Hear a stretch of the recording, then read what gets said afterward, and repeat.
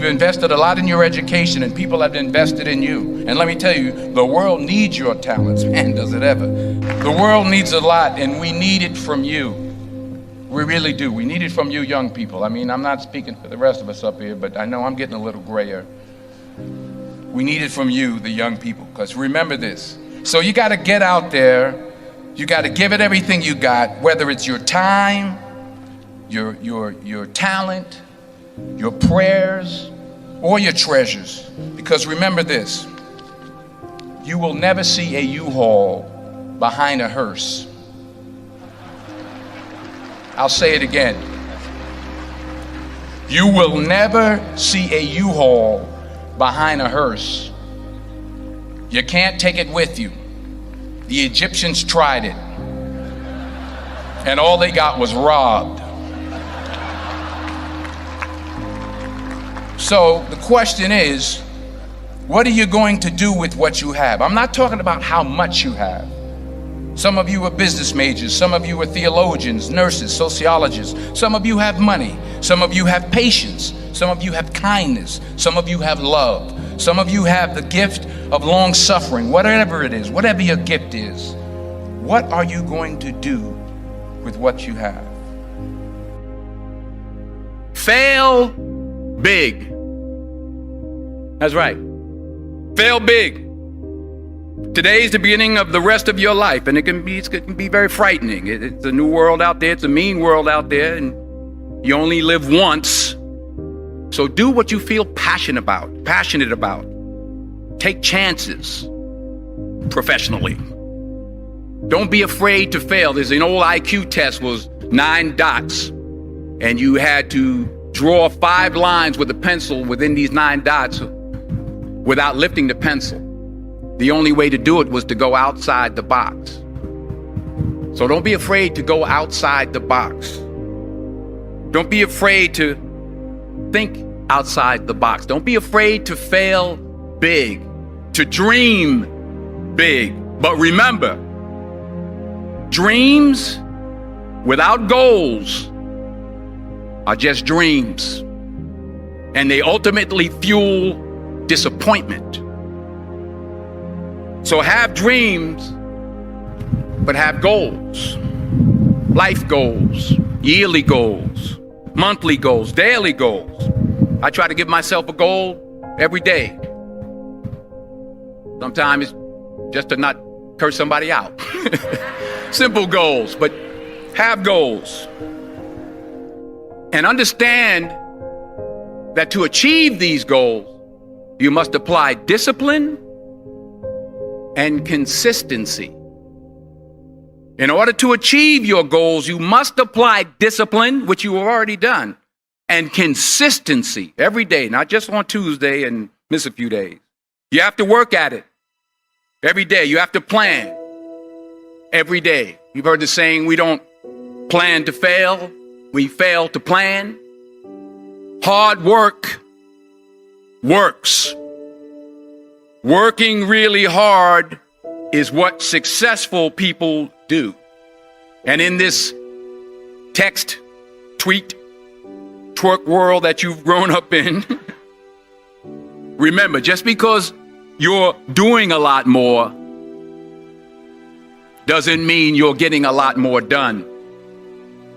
Remember that. Just because you're doing a lot more doesn't mean you're getting a lot more done. Don't confuse movement with progress. My mother told me, she said, yeah, because you can run in place all the time and never get anywhere. So continue to strive, continue to have goals, continue to progress. I found that nothing in life is worthwhile unless you take risks. Nothing. Nelson Mandela said, there is no passion to be found playing small and settling for a life that's less than the one you're capable of living. Now, I'm sure in your experiences in school and applying to college and picking your major and deciding what you want to do with life, I'm sure people have told you to make sure you have something to fall back on. Make sure you got something to fall back on, honey. But I never understood that concept. having something to fall back on. If I'm going to fall, I don't want to fall back on anything except my faith. I want to fall forward. I figure at least this way I'll see what I'm going to hit. Fall forward. This is what I mean. Reggie Jackson struck out 2,600 times in his career, the most in the history of baseball. But you don't hear about the strikeouts. People remember the home runs. Fall forward. Thomas Edison conducted 1,000 failed experiments. Did you know that? I didn't know that. Because the 1,001st was the light bulb. Fall forward. Every failed experiment is one step closer to success. You've got to take risks, and I'm sure you've probably heard that before, but I want to talk to you about why that's so important. I got 3 reasons, and then you can pick up your iPhones. First, you will fail at some point in your life. Accept it. You will lose. You will embarrass yourself. You will suck at something. There's no doubt about it. And I know that's probably not a traditional message for a graduation ceremony, but hey, I'm telling you, embrace it, because it's inevitable.